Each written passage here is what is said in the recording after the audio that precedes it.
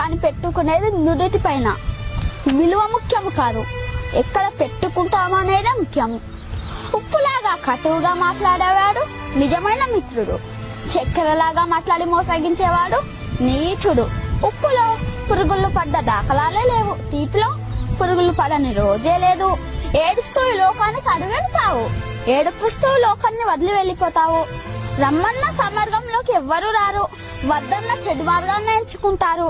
పాలు అమ్మేవాడు ఇల్లు తిరగాలి, సారాయమేవాడి దగ్గరికే అందరూ వెళ్తారు. పాలల్లో నీళ్లు కలిపినావా అని అడుగుతారు, ఖరీదైన సారాయిలో నీళ్లు కలుపుకొని తాతారు.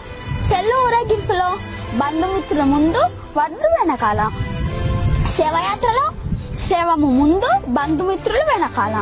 శవాన్ని ముట్టినందుకు స్నానం చేస్తారు, మూగజీవులను చంపి పూజిస్తారు.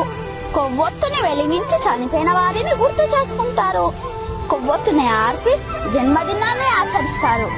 హే మానవ, పుట్టినప్పుడు జాతకము, మధ్యలో నాటకము, చావగానే సూతకము, అయినా గదు జనుల మధ్య కౌతకము. కష్టం వస్తే భగవంతుణ్ణి కొలుస్తారు, ఆయనకు రాబోయే కష్టాన్ని ఆపడు.